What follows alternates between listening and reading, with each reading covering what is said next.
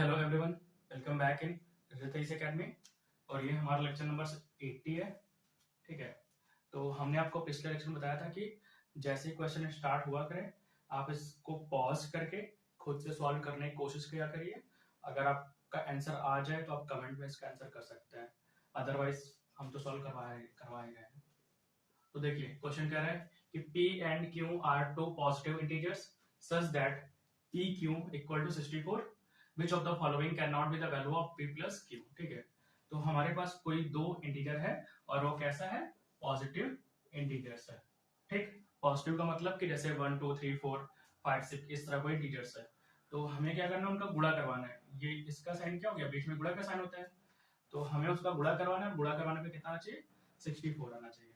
तो जब किसी दो वैल्यू को गुणा करने पे 64 आए, उसी दो वैल्यू को अगर हम जोड़े तो इनमें से कौन सा टर्म नहीं आएगा। ठीक, which of the following can not be the value of P plus Q।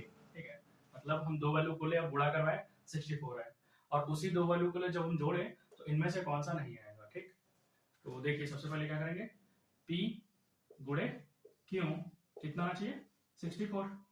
तो कैसे आएगा, 64 गुणे 1 करेंगे तो 64 आएगा। दूसरा 2 मल्टीप्लाई 32 तो भी 64 आएगा। ठीक, और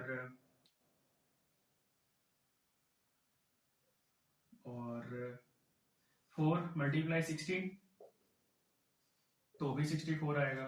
और कैसे आएगा,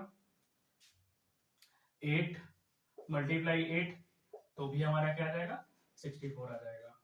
और कैसे आएगा, और तो देखिए अब ध्यान से देखिए, हमें क्या करना है, जब हम 64 और 1 को जोड़ेंगे तो कितना आएगा, 64 प्लस 1 कितना आ गया, 65 आ गया यहाँ पास।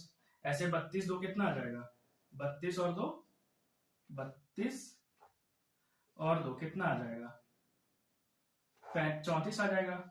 ठीक, 16 और 4 को जोड़ेंगे, 16 प्लस 4 को जोड़ेंगे तो 20 आ रहा है। ऐसे ही 8 और 8 को जोड़ेंगे तो कितना आएगा, 16 आ जाएगा।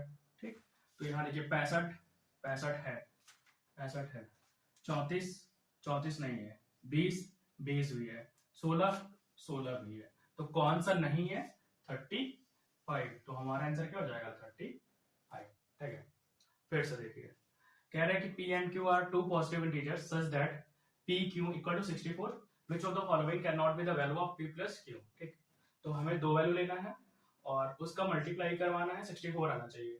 और फिर उसी दो वैल्यू को जब जोड़े तो इनमें से कौन सा टर्म नहीं आएगा। तो सबसे पहले हम फैक्टराइज कर लेते हैं कि 64 किससे किससे आएगा। 64 गुणे 1 64 आ जाएगा, 32 गुणे 2 64 आ जाएगा, 16 गुणे 4 64 आ जाएगा, 8 गुणे 8 64 आ जाएगा। ठीक, अब क्या करते हैं, हम इसी को जोड़ते हैं। जैसे 64 और 1 कितना आ गया, 65 आ गया, 32 2 कितना आ गया, 34 आ गया, 16 4 कितना आ गया, 20 आ गया, 8 और 8 कितना आ गया, 16 आ गया। ठीक, देखिए 65 है, 65 भी है, 34 है, नहीं है, 20 है, 20 है, 16 है, 16 है, तो 35 नहीं आ रहा है। ठीक, 34 आएगा, यहाँ क्या 34 आएगा जोड़ने में, 35 नहीं है। तो आंसर कौन सा हो जाएगा, 35।